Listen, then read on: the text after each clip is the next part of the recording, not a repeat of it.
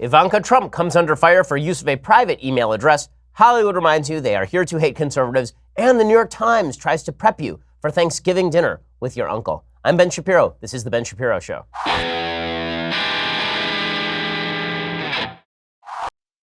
Oh man, lots of news breaking today. I mean, just because it's Thanksgiving week doesn't mean the news stops, and we have all of it for you right here. We're going to break it all down for you here today. But we begin today with you making your business better. So you may have noticed that your business is not performing as well as you want it to. You know, we here at the Daily Wire, we have an optimally performing business. But one of the reasons our business performs optimally is because we use ZipRecruiter. ZipRecruiter allows you to find the best employees for your job. ZipRecruiter.com/dailywire is the smart way to go and find those candidates. Unlike other job sites, ZipRecruiter doesn't wait for candidates to find you. Instead, ZipRecruiter finds them for you. Its powerful matching technology scans thousands of resumes, identifies people with the right skills, education, and experience for your job, and actively invites them to apply, so you get qualified candidates fast. There's no more sorting through the wrong resumes, no more waiting for the right candidates to apply. It's no wonder ZipRecruiter is rated #1 by employers in the United States. Right now, my listeners can try ZipRecruiter for free at this exclusive web address, ZipRecruiter.com/dailywire.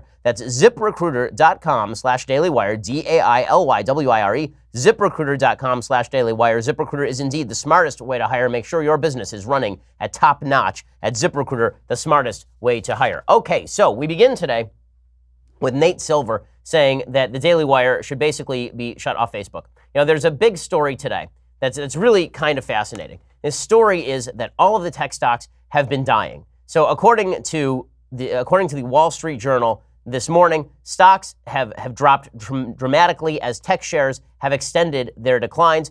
All of the gains of the last year have basically gone out the window. U.S. stocks tumbled Tuesday, putting major U.S. indices at risk of closing below their October lows, according to the Wall Street Journal, and wiping out yearly gains. What started as a technology company sell-off bled into other corners of the market as investors dumped shares of everything from retailers to oil and gas companies in favor of relatively safe assets like bonds and reliable dividend payers like utility companies. The result? Some traders who stepped in to scoop up shares in late October hoping for a quick rebound are now in danger of losing those potential profits and more. This puts the stock market in a tenuous position, several of those people say. Justin Wiggs, who's managing director in equity trading at Stifel Nicolaus, says the buy the dippers are getting concerned, meaning that when the stock market goes down, you tend to buy more. That's what I do. Okay, according to his calculations, as of this morning, about 16% of S&P 500 companies are now below their October lows. Those companies range from tech giants to healthcare companies to energy firms. Now it's just let's sell everything. Well, there are a couple of reasons that this is happening. One is that the Chinese tariffs are beginning to hit U.S. industry. America's soybean exports, which largely went to China, have now dropped by nearly 100%, thanks to the tariff battle that President Trump is having with the Chinese. Whether you think that's well-founded or not, it's not particularly great for the United States economy. It's also happening because Democrats just took over Congress, and a lot of businesses see regulations on the way, or at least regulatory fights. The friendly business climate that has been created by the Trump administration and a Republican Congress could be stymied by a bunch of Democrats who actually want to investigate and regulate businesses up the wazoo. Tech stocks, by the way, have dropped. One of the reasons tech stocks have dropped, and nobody really wants to talk about this in the left-wing media, is because a lot of the left-wing media is focused, like laser beams, on shutting down tech companies for not doing enough to let Hillary Clinton win the election. I really mean this. There's a tweet that went out, here's an example. There's a tweet that went out today from Kevin Roose. Okay, Kevin Roose is the New York Times tech writer. And here's what he tweeted. He tweeted, today's top stories on Facebook are from 1, Ben Shapiro, 2, Ben Shapiro, 3, Daily Caller, 4, 9gag, 5, TMZ, 7, Franklin Graham, 8, Fox News, 10, Fox News. So the idea here is too many conservative sites are getting too much traffic. It is bad that my Facebook page is driving enormous traffic. It is just terrible that top stories in terms of traffic from Facebook are coming from me. This prompted Nate Silver, who is the statistical analyst, to tweet, kind of feels like Facebook has even stopped trying. That is what Nate Silver tweeted out. It's like Facebook has stopped trying because the top 2 trafficked stories came courtesy of my Facebook page. And the question is, stop trying to what? Shut down and censor conservative pages? Prevent conservative dissemination of information? Ever since Hillary Clinton lost, the left has been in an uproar about how to shut down Facebook, about how to make it a wholly owned and used subsidiary controlled by the faculties of the Democratic Party and the mainstream media. This has been their chief focus. And this has been true since Dianne Feinstein was calling top members of social media companies before her and saying, if you don't get control of your companies, we're going to regulate you. You think maybe this might scare investors in techs? in tech companies.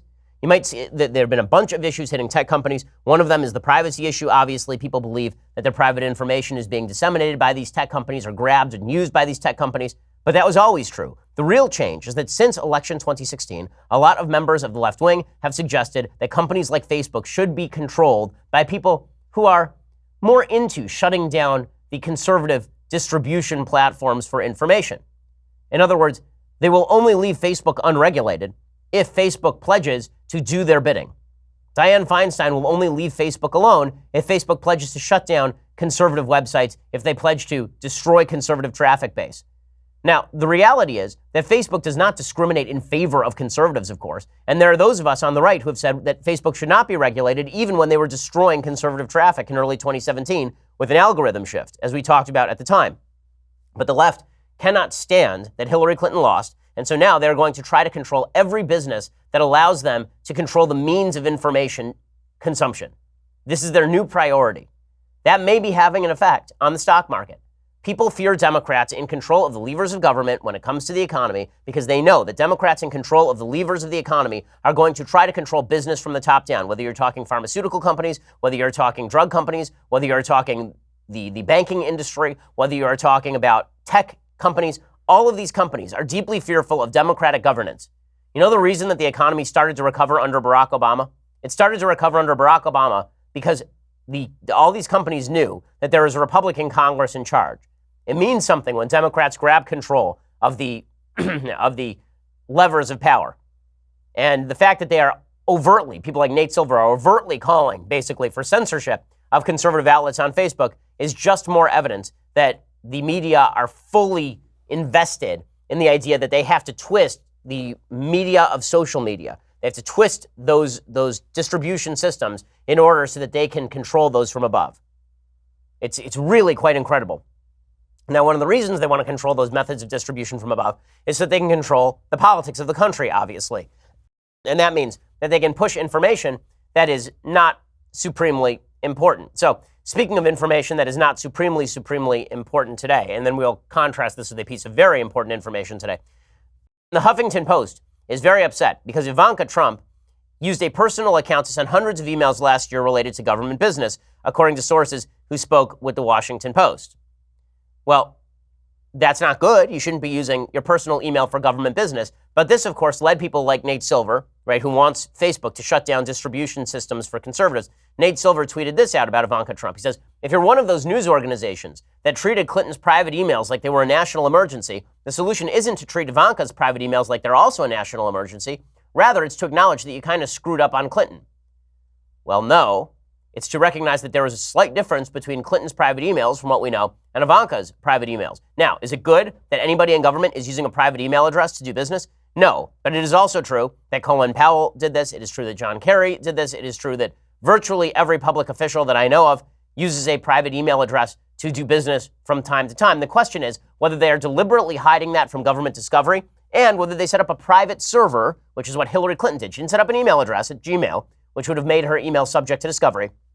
She set up a private server in her house to allow all information to pass directly to her, and then it could be contained in that private server, which she could then bleach and then drill and then hammer.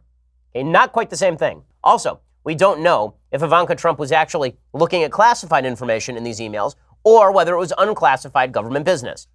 Hillary Clinton, we know for a fact, was passing classified information via a private email on a private server that was open to hack by foreign governments. This is not the same kind of story at all. And yet the media are treating it as though this is just the hypocrisy of the Republicans. It's just the hypocrisy of the Republicans. Again, should Ivanka Trump be using a private email address for her business? No, of course she shouldn't. But until we know what those emails were and whether they were classified, until we have any evidence that she set up a private server and then poured bleach all over it, she's bleach bit and then drilled it, and then hammered it, unless we know that, this is not the same thing in any way.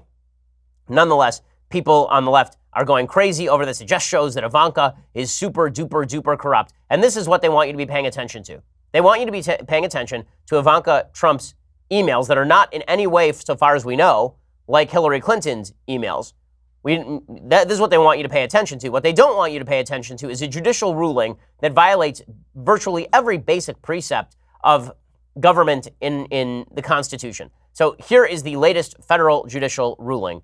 The New York Times reports, Miriam Jordan reporting. A federal judge on Monday ordered the Trump administration to resume accepting asylum claims from migrants no matter where or how they entered the United States, dealing at least a temporary setback to the president's attempt to clamp down on a huge wave of Central Americans crossing the border. First of all, I do love that now the media are finally acknowledging there's a huge wave of Central Americans crossing the border. 5 minutes ago, they were suggesting that it wasn't a threat at all. There was nobody crossing the border illegally. Judge John Tiger of the United States District Court in San Francisco issued a temporary restraining order that blocks the government from carrying out a new rule that denies protections to people who enter the country illegally.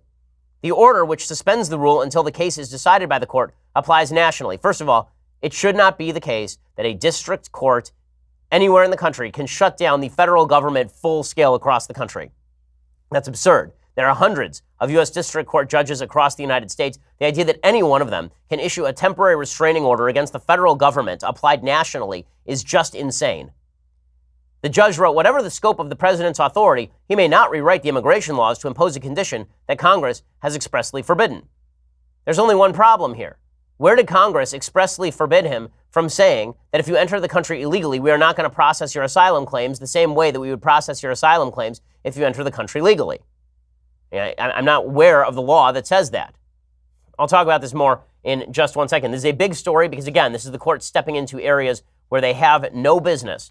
We'll get to that in just 1 second. First, let's talk about your investment strategy. So as we've been saying, the stock market is really volatile. Stock market is going down right now. But now is a good time for you to learn how to use the stock market because you can indeed make money in the stock market. How should you do that? If you don't know that much about investing, you should check out Robinhood. It's an investing app that lets you buy and sell stocks, ETFs, options, and cryptos, all commission-free. They strive to make financial services work for everyone, not just the wealthy. It's a non-intimidating way for stock market newcomers to invest for the first time with true confidence. They have a simple, intuitive, clear design with data presented in an easy-to-digest way. Some of my folks at the office here have been using Robinhood, and they've shown me how it works. It really is clear, it really is intuitive, and it's super helpful if you really don't know anything about trading in the stock market. It's a great way to learn by doing. Right now, other brokerages charge up to $10 for trades, but Robinhood doesn't charge commission fees. You trade the stocks and you keep all of your profits. They have easy to understand charts. They have market data. You can place a trade in just 4 taps on your smartphone. It is super easy. They have curated collections, like 100 most popular, sectors like entertainment and social media, curated categories like female CEOs, if that's something you're into. And again, you learn by doing. Robinhood right now is giving my listeners a free stock like Apple, Ford, or Sprint to help you build your portfolio. Sign up at Shapiro.robinhood.com. That's Shapiro.robinhood.com. Again, Shapiro.robinhood.com. Learn to trade in the stock market by using the best app out there. That is Robinhood, the investing app that lets you do what you need to do in the stock market and learn while doing it. Shapiro.robinhood.com to get that free stock like Apple, Ford, or Sprint. Again, Shapiro.robinhood.com. Okay, so this judge says that the administration is unable, under the law, to prevent illegal immigrants, people who are jumping the border, from applying for asylum. So this, of course, undercuts the entire legal regime in the United States. And the entire idea here is to direct people toward legal means of applying for asylum. And one legal mean for applying for asylum is to walk up to the border, to a border patrol station, and simply ask for asylum. It is not legal, however, to jump the fence and then claim asylum. That is not legal in the United States. The judge's ruling went according to what the ACLU wanted. Advocacy groups, including the Southern Poverty Law Center, a far-left advocacy group, and the American Civil Liberties Union, swiftly sued the administration for effectively introducing what they deemed an asylum ban. But that is not, in fact, an asylum ban. This is absurd. The Trump administration signaled they would continue to defend the policy as it moved through the courts. Katie Waldman is a spokeswoman for the Department of Homeland Security. She said, our asylum system is broken. It is being abused by tens of thousands of meritless claims every year. And they point out the president has broad authority to stop the entrance of migrants into the country, which is true if you look at the actual black letter law. They say it is absurd that a set of advocacy groups can be found to have standing to sue to stop the entire federal government from acting so that illegal aliens can receive a government benefit to which they are not entitled. We look forward to continuing to defend the executive branch's legitimate and well-reasoned exercise of its authority to address the crisis at our southern border. Stephen Yale Lower is an immigration scholar at Cornell. He says presidents indeed have broad discretion on immigration matters, but the bottom line is that the courts have now introduced conditions that don't actually exist in the law. The government's lawyers say the president has sought to halt a dangerous and illegal practice and regain control of the borders because Trump administration officials defended the regulatory change. They argued the president was responding to a surge in migrants seeking asylum based on frivolous claims, which ultimately led their cases to be denied by an immigration judge. The migrants then ignore orders to leave and remain unlawfully in the country. If Trump can't actually just ignore this court ruling and enforce the law, then he is not doing his job as president. The courts obviously are wildly overreaching their discretion under the law. It's fully crazy. So how much of the media are going to cover this judge's ruling today in any way that reflects the state of the law? The answer is not much. How much will they cover Ivanka's emails, which are not nearly the issue that they are making it out to be? I promise you that the coverage will be blanket. The coverage will be enormous. Okay, in just 1 second, I want to get to proof that the media are as biased as you think they are. It's pretty astonishing. And this is with regard to Thanksgiving dinner. So Thanksgiving is coming up. You're going to have some relative you disagree with. And that relative undoubtedly will bring up politics. Whenever we have Thanksgiving at my house, a lot of my relatives happen to be on the left. I rarely bring up politics at the table. I don't really enjoy arguing with my relatives because they're my relatives. What's the point of it? But invariably, somebody brings up politics, and then we have a discussion that usually ends with us saying, let's stop it and go watch football, because that's pretty much the only way that you can end awkward discussions. Well, now the New York Times has put out a piece called How to Have a Conversation with Your Angry Uncle Over Thanksgiving. This piece is astonishing. Why is it astonishing? It's astonishing for what it shows about the bias of the New York Times. Okay, so they basically put together a couple of model conversations in this piece at the New York Times. Model conversation number 1 is you arguing with your conservative uncle. Model conversation number 2 is you arguing with your leftist uncle. Okay, so what's amazing is the approach that the New York Times gives to the leftist uncle versus the approach that it gives to the conservative uncle. So the conservative uncle is a full-on moron. The leftist uncle is, in fact, a well-stated, well-reasoned blue state liberal. And so I'll give you an example. So I went through this last night because I was curious to see what the New York Times recommended in terms of how you should argue with your uncle at Thanksgiving. And it just shows you where the New York Times stands on this sort of stuff. This piece is written by Karen Tamarius, who's a former psychiatrist and the founder of Smart Politics. So they have a couple of bots. You can either argue with your angry uncle bot who is conservative, or you can argue with your liberal angry uncle bot. So here is what the conservative uncle bot says. So the conservative uncle, according to the New York Times, says, Trump has been great for America. Just look at the economy. It's booming. And then it gives you a series of answers that you can possibly give, including Trump's been good for the rich, or because you're on the left, right? This is you being on the left, saying Trump's been good for the rich, but not for everybody else. Or you saying, how has the economy been for you? Now, here's the part where it gets really funny. If you say, so it recommends, the recommendation, if you are a liberal arguing with your conservative uncle who says Trump's been good for the economy, is that you're supposed to say, so how are you doing financially? Now listen to how the New York Times rigs this conversation. Your conservative uncle is supposed to answer, how am I doing? Not that great, actually, but things would have been worse under Hillary. Okay, first of all, the Trump economy has been very good across the board. We've seen average wage gains for the first time in years under President Trump. So the New York Times is rigging the conversation so your conservative uncle is a moron who has been doing poorly under the Trump economy, but is going to argue that Hillary would have been worse. Okay, it's really amazing. And then you're supposed to say, what are your biggest economic hurdles right now? And then your uncle is supposed to say, my biggest hurdles, well, no matter how hard I work, I can't get ahead. I'm living paycheck to paycheck. Look how the New York Times is rigging your conservative uncle, right? Your conservative uncle loves Trump, but is struggling to get ahead, is living paycheck to paycheck, and is struggling in the best economy in modern history. And that's how they're rigging the conversation. So, of course, if you're a liberal, you're going to win that conversation. Of course. Right? It's amazing, right? This is their model conversation. And then you're supposed to say, so you feel pretty insecure money-wise despite how hard you're working. And then your conservative uncle is supposed to say, yeah, I do feel insecure money-wise, and I don't know how long I can keep up.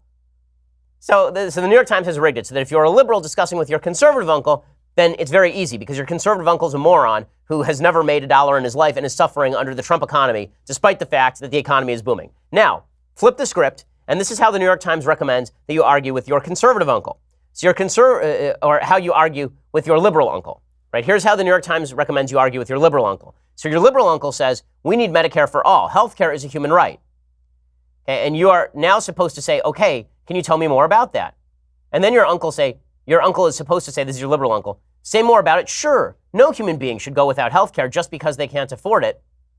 And then you're supposed to say, well, how do you think we should fix this issue? And your liberal uncle, being a brilliant well-reasoned professor is supposed to say, how to fix it? Many people can't even afford medications or primary care. If we expand Medicare to include everyone, those people can get the help that they need. And then you're supposed to say, so you think the government has a responsibility to make sure every person has basic health care, is that right? And then your uncle says, a right to basic health care? Yes, it's a right. Everyday people die needlessly in this country because they can't pay for medical treatment. And then you're supposed to say, I agree that no one should have to go without medical care because they can't afford it. So in other words, if you're a conservative arguing with your liberal uncle on Thanksgiving, you're supposed to agree with him. Okay, if you're a liberal arguing with your conservative uncle, you're supposed to point out to him that he's a poor moron. This is how the New York Times says that you should argue with your uncle on Thanksgiving. No, there's no media bias at all. None, no media bias. It's just astonishing. I love it so much. The New York Times doing yeoman's work to prove just how ridiculous they are every single day. Okay, meanwhile, I want to get to Hollywood, which is about to launch a brand new movie that we're all very excited about. But first, let's talk about your impending death. So it's always possible. You're going to be there on Thanksgiving, you're chewing on a piece of turkey, and boom, it gets caught in your throat, and you're sitting there, and as your life passes before your eyes, you think, shouldn't I have gotten life insurance? Wouldn't that have been a smart move? Well, before Thanksgiving, that would be a very good time to get life insurance because having life insurance is a good feeling. It means that you feel safe and secure. If you should choke to death on that piece of turkey, your family will still be taken care of and they won't have to cart you off to a pauper's grave. Go check out Policy Genius. It's the easy way to get life insurance online. In just 2 minutes, you can compare quotes from the top insurers to find the best policy for you. And when you compare quotes, you save money. It's that simple. Policy Genius has helped over 4 million people shop for insurance. They've placed over $20 billion in coverage. And they don't just make life insurance easy. They also compare disability insurance and auto insurance and home insurance. If you care about it, they can cover it. So if you've been avoiding getting life insurance because it's difficult or confusing, give Policy Genius a try. Just go to policygenius.com, get your quotes, apply in minutes. You can do the whole thing on your phone right now. Policy Genius is indeed the easy way to compare and buy life insurance. No reason for you to plot without making sure your family is taken care of. That's irresponsible. Instead, go to policygenius.com and get those quotes, apply in minutes. Policy Genius, the easy way to compare and buy life insurance. Okay, meanwhile, Hollywood is getting ready to launch a brand new film. It was on the cover of the Hollywood Reporter. It's an Oscar bait film. Ooh, who's excited? First of all, when I say Oscar bait, you should immediately run for the nearest doors because it means that it's going to suck. Whenever Hollywood makes a movie that is so-called Oscar bait, it is basically just going to be a left-wing claptrap version of a mediocre story, like The Shape of Water, which was just awful. But there's a new movie that is coming out, according to the Hollywood Reporter, and this new movie is called Vice. Ooh, what's it about? Well, what it is about, glad you asked. What it is about is Vice President Dick Cheney. Did we need another movie about Dick Cheney? Did we need a movie about Vice President Cheney? Of course not. This, in fact, is just the latest attempt to go after the Bush administration. But there's something telling about this. Okay, so, again, this is not the first attempt to get the Bush administration. There was a movie called W with Josh Brolin, which failed dramatically at the box office. It had like a $24 million budget without publicity and advertising, without P&A. It lost money at the box office. There's another box office bomb called Truth with Robert Redford about Dan Rather's attempt to take down George W. Bush with a fake letter about military service. That was a bomb. There was a movie called You're Welcome, America, which was a Broadway play starring Will Ferrell, where Will Ferrell basically played George W. Bush as stupid Jeb Bush. None of these films actually did any business, but that is not stopping Adam McKay, who's the creator of HBO's Succession, and he also did The Big Short, from taking on W and Vice President Cheney. So what exactly is driving this? Bush left office 10 years ago, last I checked my calendar. Why are we still doing movies about George W. Bush when the only movies anyone has ever made about Barack Obama are about how he kissed his then girlfriend Michelle Obama and it tasted like chocolate, which was an actual movie on Netflix? Why are we still doing Bush? Well, because Adam McKay hates Bush, right? He says that he went to a victory party for John Kerry in 2004, and he says everyone you could imagine was there. Tom Hanks, Nicole Kidman, Will Ferrell. He says once again we're like, oh, they're going to lose. There's no way you'd reelect these guys after the disaster we just had. I remember Frank Rich was on the phone, and he's like, it's over. And within 2 minutes, the entire party had cleared out. This movie is going to cost $60 million. It's a $60 million budget for a movie about Vice President Cheney, in which Christian Bale puts on 45 pounds and plays Cheney as a Machiavellian devil who wants to send American troops into harm's way to maybe enrich Halliburton or something. The cast is huge. It includes Sam Rockwell as W, and Steve Carell as Donald Rumsfeld, and Tyler Perry as Colin Powell. According to McKay, Cheney was far more powerful than W because W was stupid. But here's the punchline. Hey, here's what McKay says. He says, I would choose Donald Trump over Bush and Cheney. Donald Trump has no belief system. So I would take the hyenas, the random wild animals running through the White House, over Cheney any day of the week. Now, the reason that I point all of this out is because it just demonstrates that all of the lies that the left tells about why they don't like President Trump, they are just that. They are lies. Okay, the left doesn't like President Trump because President Trump is not a leftist. It is that simple. They hated George W. Bush. They hate Donald Trump. In fact, as McKay says, he hates George W. Bush more than he hates Trump. Not because George W. Bush was less classy than Trump or something, but because George W. Bush was more ideologically conservative than Trump. The left hates conservatives. The Hollywood left despises conservatives, not because they are classless, and not because they say things on Twitter that offend, and not because they say weird things in public at press conferences. No, the left hates Donald Trump for the same reason that they hate George W. Bush. He is not a left-winger. And in fact, many of them hate George W. Bush more than they hated Trump because they think that Bush was more right-wing, which, by the way, in terms of governance is not even true. Trump has governed significantly more conservative than President Bush ever did.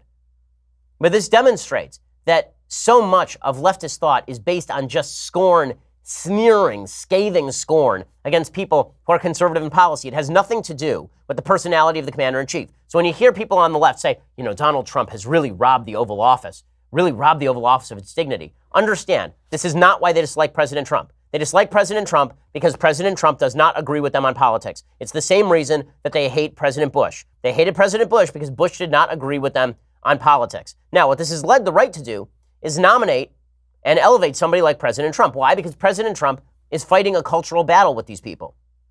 Hollywood has been sneering at us for decades, and President Trump is willing to get down in the mud with these folks and say that, and say, you guys are gross, nobody cares what you have to say, you're idiots, and call them names. And that's very appealing to a lot of folks on the right, because if you treat us with scorn, then we've been waiting for somebody to punch you guys back. And that's what President Trump is. So in other words, it is the leftist hatred for President Bush and for Mitt Romney and for John McCain that led to President Trump. Because you guys scorned all of the conservatives who you derided as corrupt and evil, then we said, okay, you know what? Obviously, being classy and nice doesn't matter to you people. And in fact, we need somebody here who's not going to be classy and nice because you don't deserve classy and nice. You're jerks. You deserve to be smacked in the head as hard as humanly possible. And you know who can do it? This guy over here. This guy with the hair. That guy can do it. It is because of people like Adam McKay that Donald Trump is president right now. Now, we can take this too far on the right. Okay, the problem for conservatives is that Adam McKay and his colleagues are not the target audience. It's entertaining for us that Adam McKay and Hollywood get slapped. Right? That's great. I enjoy it too. But there's a bunch of people in the middle of the country who don't really like Adam McKay's take on conservatives, and they don't like the slap back from the right. And what they actually are looking for is somebody who can punch back, from time to time when appropriate, but somebody who does bring class to the Oval Office. If President Trump can find that, if he can find that happy center, then he will win re-election. If he cannot, then there's a good shot that he won't. But it is important to remember what exactly drove the movement behind President Trump. What drove the movement behind President Trump was two things. The intersectional ideal pushed by the left that said that there was a new coalition of the dispossessed that was growing demographically and was going to put its boot on the throat of conservatives in the middle of the country. And then conservatives in the middle of the country said, you know what? No, we're not doing this. And then it was cultural Hollywood that said, you guys are all rubes, you guys are all morons, or you guys are all corrupt and evil. And we said, you know what? You're going to do that to us? You're going to call us bitter clingers who cling to God and guns and xenophobia? We're going to nominate this guy over here who smacks you guys as hard as possible in the face, who grabs you like a member of the Three Stooges by the nose and then pokes you in the eyes with his index and middle fingers. And that's the guy who we're going to pick. And guess what? In cultural terms, it's actually working. The White House Correspondents' Dinner actually had to revise its entire way of doing business. Okay, the White House Correspondents' Dinner, which is supposed to be nerd prom, this is where all the journalists get together with the Hollywood folks and they go and laugh at Republicans in the name of journalism. Well, now they have decided they're not going to host a comedian anymore who just goes there and rips into President Trump and Republicans. Instead, they're going to bring in Ron Chernow, who's a biographer of various presidents. And instead of being nerd prom with comedians and Comedy Central figures, it's going to be an actual historical lecture by Ron Chernow, and it'll be about journalism. So President Trump somehow fixed the White House Correspondents Association dinner. Why? Because he said he wasn't going to go. He said he wasn't going to go, and so he ended up fixing the dinner. This, of course, made Hollywood crazy. Michelle Wolf, who made a name for herself last year at the White House Correspondents Association dinner, earned herself a Netflix series that was canceled in about 35 seconds because she's garbage at her job. She actually tweeted out, The White House Correspondents Association are cowards. The media is complicit, and I couldn't be prouder. Well, prouder of what? Of basically finishing the dinner? Of destroying the dinner? The media destroyed themselves, and President Trump allowed them to do it. These cultural battles are one of the reasons the right loves President Trump. There's great benefit to that. There really is. There's also a certain amount of risk to it that we on the right would do well to acknowledge because, again, I don't think that it's a case of we have to pick one or the other. We can fight the culture war at the same time that we act classy. If we can do that, we'll win. If we don't, then we will lose. Now, I do want to, in just 1 second, give you the latest story from the intersectional circuit. Plus, we'll talk about the Democrats who are a little more cohesive than you might think. We'll talk about all of that in just 1 second. First, let's talk about your underwear. Dudes, the holidays are fast approaching. Things are about to get uncomfortable. Between the crazy travel schedules and awkward family gatherings, now is not the time to deal with wedgies. Thankfully, there is Tommy John, the revolutionary clothing company that is redefining comfort for men and women. Tommy John has the most comfortable underwear on the planet. They keep you neat, nestled, all in one place. They're the perfect gift, especially for dudes who constantly adjust. Tommy John underwear sports a no wedgie guarantee. Would have been super helpful for me in high school. Comfortable stay-put waistbands, a range of fabrics that are luxuriously soft, feather-light, moisture-wicking, breathable, designed to move with you, not against you. That means no bunching, no riding up. So if you're still on the fence, wondering if Tommy John would be a memorable gift, think about the fact that you're not going to have to watch your friends and family tugging anymore. And with limited edition holiday gifts, there's something for everyone on your list, naughty or nice. Go check it out. Tommy John. Give the gift of fantastic comfort this holiday season with limited edition holiday gifts from Tommy John. Plus, you save 20% on your first order at TommyJohn.com/Ben. That is TommyJohn.com/Ben for 20% off your first order. Again, TommyJohn.com/Ben. Let them know we sent you. I'm wearing Tommy John underwear right now. They are super comfortable. TommyJohn.com/Ben. Get 20% off your first order. Go check that out right now. Okay, I want to talk about the craziest story of the day. Plus, ESPN may be getting back to sports, which I'm very excited about. I will explain in just a second. First, you're going to have to go over and subscribe at dailywire.com. $9.99 a month. Get a subscription to Daily Wire. Plus, today at 5:30 p.m. Eastern, 2:30 p.m. Pacific, all of your questions will be answered by Daily Wire's own Michael Knowles. Why he works here, why you think he has answers, I don't know. But if you're one of those people who wants your question answered by Michael Knowles, you're one of those 7 people who are members of Knowles' immediate family, then you're going to actually need to pay us. Alicia Krause will also be there to host the show and keep Knowles in line, which, as we all know, is a difficult job. Dude just has a weird habit of taking off his clothes in the middle of the office, and it really is quite terrifying. And this month's episode will stream live on Daily Wire's YouTube and Facebook pages. It'll be free for everyone to watch. Only subscribers can ask the question. So if you have a question and you want an answer, then go check it out right now. $99 a year gets you all of the aforementioned wonders. Plus, this, the leftist tears, hot or cold tumbler. Cast your eyes upon this grand piece of vesselware. It is just spectacular, and you will enjoy every second of owning it. It is an amazing, amazing piece of it's not quite machinery, but it's a cup. It's great. It's a cup. Go check that out right now. Also, go to YouTube and iTunes, subscribe, leave us a review at iTunes. It always helps us with our ranking. We always appreciate it. We are the largest, fastest growing conservative podcast in the nation.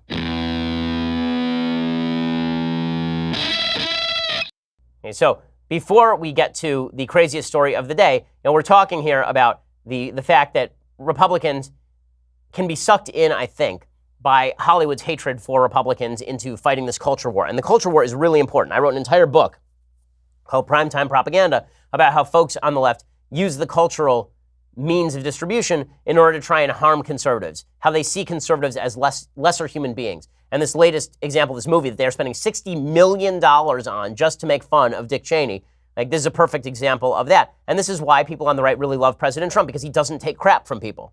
Right? Because when people malign him, when people malign conservatives, he is willing to stand up and say no. And that's great. It really is good. But it is also important to recognize that you have to appeal to the middle of the country, and you can't just rely on Democrats making mistakes.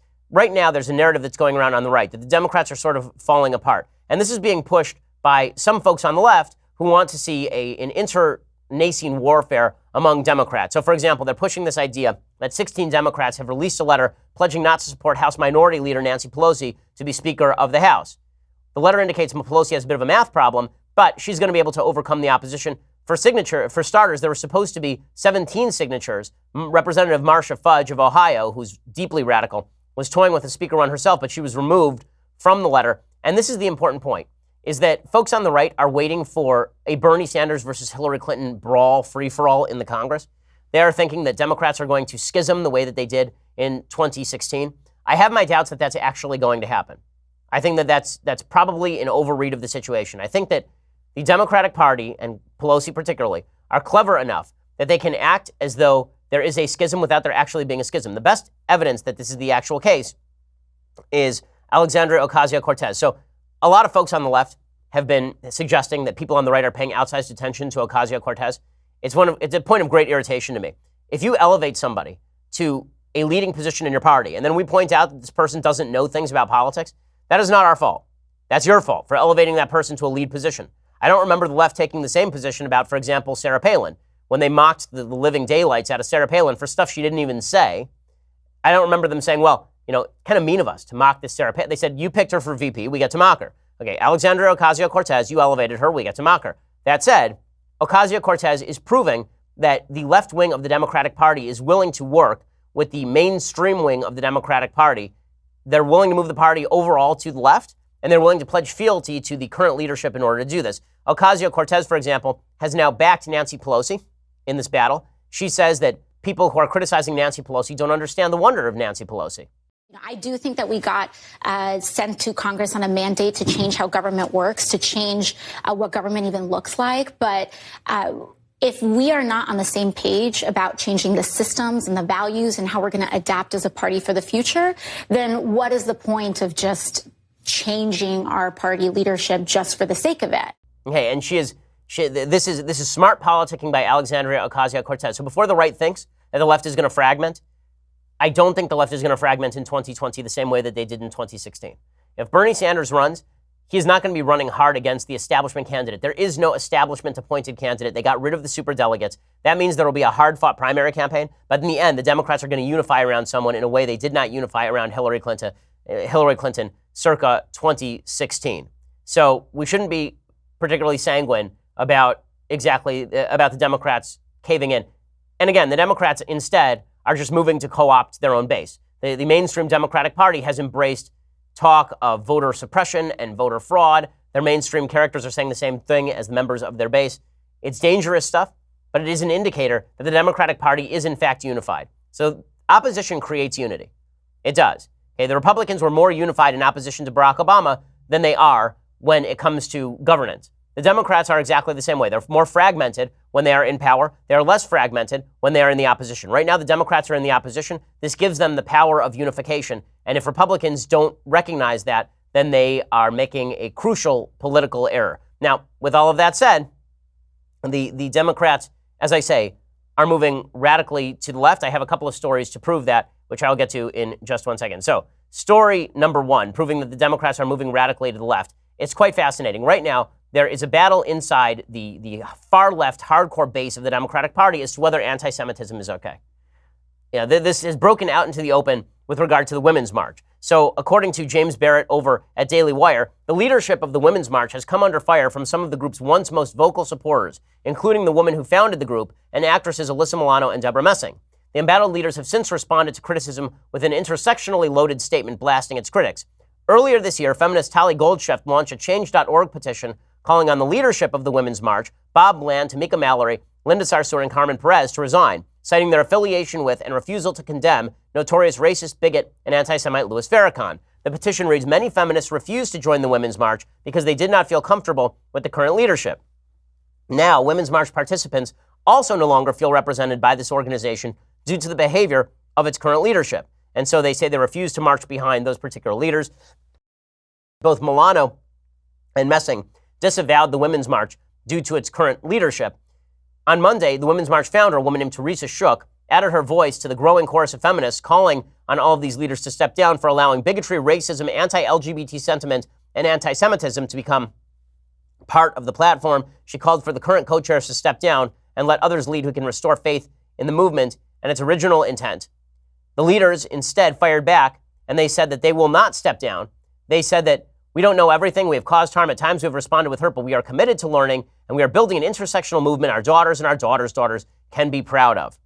Now, why do I think that the Women's March will survive all of this? Because I think instead what you're going to see is the mainstreaming of anti-Semitism.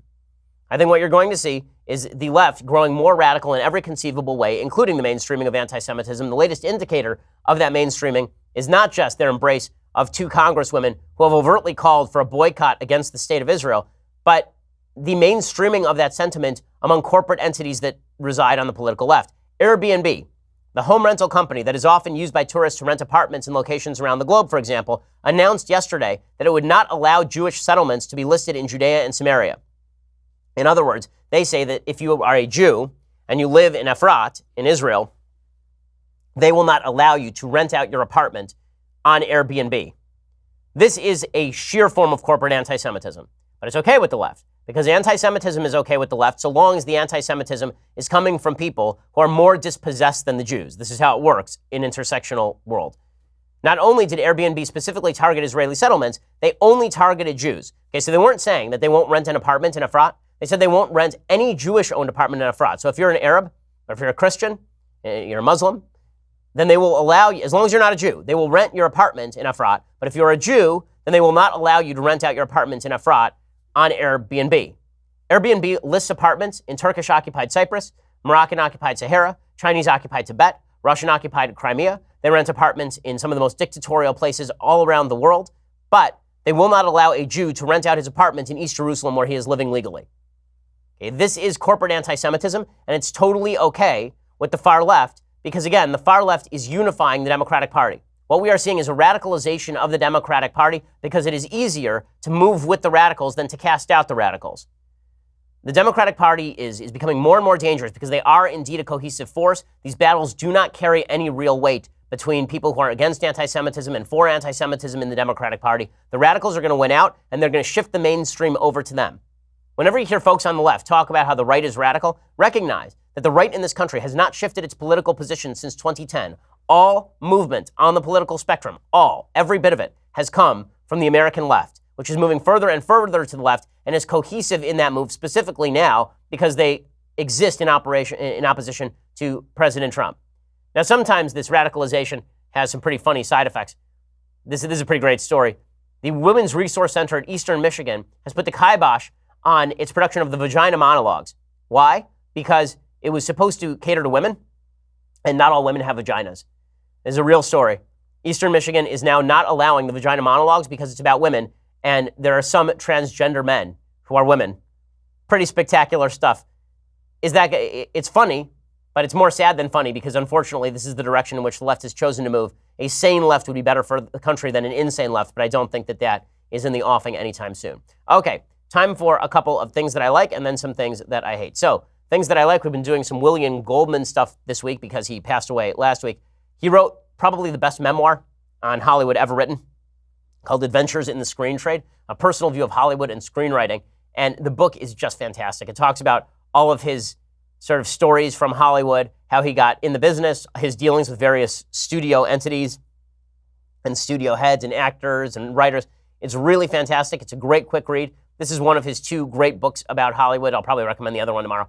It's really worthwhile. So if you're looking for a fun read during the Thanksgiving weekend, go check out Adventures in the Screen Trade by William Goldman. Okay, other things that I like. So Dan Crenshaw is a congressperson from Texas. And Dan Crenshaw is just spectacular.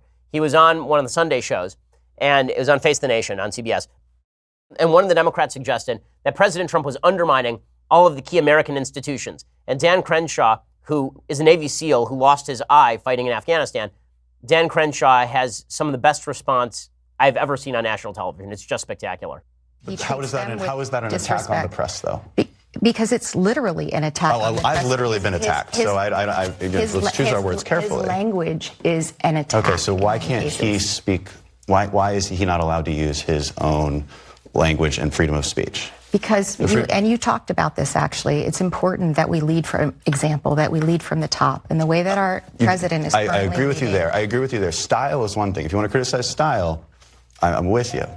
Right, but to say it's an attack on the freedom of the press, that is a very bold statement.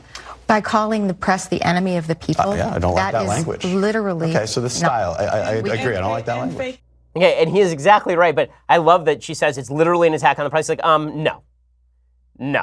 Like, see this right here, this eye patch? That was literally an attack. It is amazing how people have radically changed the nature of the language in order to fit their attacks on President Trump. Okay, one more thing that I like. So, Kate Fagan is leaving ESPN. You may have seen her on First Take and Around the Horn. She served as a fill-in host on Outside the Lines. Why is she leaving? She's leaving because she says, to continue at ESPN, I would have to be immersed in the day-to-day in sports. And I found myself more and more interested in other aspects of sports, like how it connects to our culture. That was not going to be the big business of ESPN. I desperately hope so. I desperately hope that ESPN returns to covering sports. Last night's Monday Night Football game, by the way, between the Rams and the Chiefs, was utterly unbelievable. How about covering sports? Because that's what people like watching. They don't want to see Kate Fagan comment about LGBT bicycle races. No one cares about that crap. That's not why I turn on ESPN. But ESPN has lost ratings for one reason, because you cannot turn on ESPN without getting social justice warrior discussions about just how heroic Caitlyn Jenner is, or how heroic Fallon Fox is, a man fighting women in UFC. I'm so glad. If ESPN is ousting all of the political actors on ESPN, good. That would be great, because they obviously won't have anyone who's remotely right-wing on the network. They've fired everybody else. This woman, Kate Fagan, she says, I think I thought at one point that I wanted to do a show that made women's sports really cool. I thought there could be a show on some of the tangential topics, LGBT issues and mental health. 5 years ago, I thought I could host a show that introduces new female characters to women's sports world. This isn't ESPN's fault, but I'm not that naive now. You know why that show wouldn't fly? Because no one cares about women's soccer outside of the Women's World Cup every 4 years, when we all pretend to care about women's soccer. They don't care about women's tennis because women's tennis is really good. No one cares about women's basketball. And no one cares about LGBT issues in the locker room in female lacrosse. It turns out what we actually want is to watch games where people hit each other and hold balls and then throw them to each other. Like, that's what we want. That's all we've been asking for. I used to get up at 6 a.m. so I could watch the highlights on SportsCenter. I have not watched SportsCenter for 7 years because of their political bent. I am not the only one who feels this way. Okay, so if ESPN decides to move back towards sports, that would definitely be an upgrade over the garbage that they've been programming for the last several years. Okay, time for a couple of things that I hate. So here in California, obviously, we've been having some massive, horrendous wildfires, probably hundreds dead in the Northern California wildfires. Shelby Grad is the assistant managing editor of the LA Times. And Shelby Grad tweeted out that Jerry Brown, the governor here, who is 1 million years old and actually remembers the Pleistocene era, Shelby tweets out, Jerry Brown told the truth about California fires that no one wants to hear. What is that truth? That truth is there are too many people. I love that for the left, when you suck at being a governor, you just get to claim there are too many people. It's amazing. So if you're on the right, and people on the left say income inequality, you say, right, income inequality has existed in every society at every time. The only thing we should be worried about is whether the impoverished in the United States are able to grow economically. Then they say, you're ignoring hope. You're ignoring change. They're like, well, no, inequality has existed for all of time. That's a reality. But if you're on the left and you say, yeah, a bunch of people are going to die in wildfires because there are too many humans, then they're like, good answer. Here's what Jerry Brown says. He says, we've had fires for long before the Europeans showed up here, and our indigenous people had a different way of living with nature. For 10,000 years, there were never more than 300,000 people living in California. Now we have 40 million, and we have a totally different situation. He remembers because 10,000 years ago, Jerry Brown was there. He actually observed how many people were there. He says, so it's not one thing. It's people. It's how people live. It's where they live. It's the changing climate. And the truth is we're going to have more difficulties.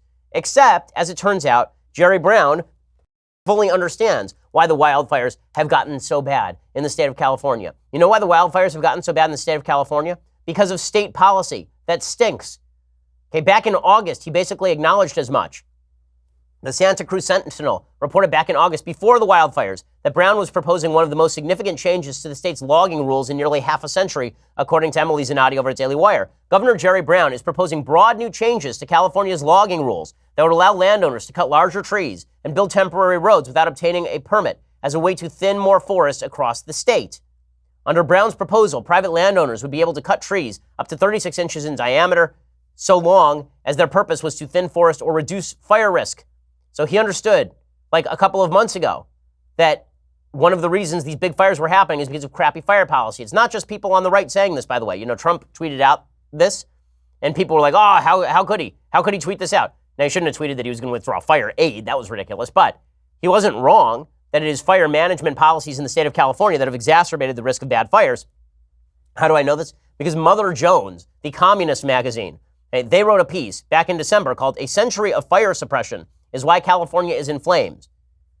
This piece points out that because they have not actually participated in fire suppression, meaning like controlled fires, controlled burns that get rid of a lot of the undergrowth. When fires do happen, they're basically giant conflagrations.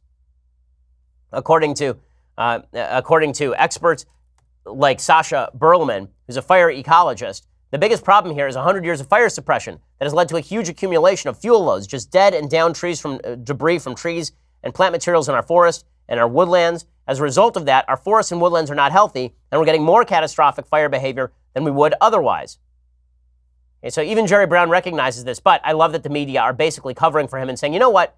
It's not that Jerry Brown is bad at his job. It's that there are too many people living in California. He said the same thing about I love this. He did say the same thing with regard to the drought in the state of California. So it turns out we've had several tens of millions of people in California for as long as I have been alive.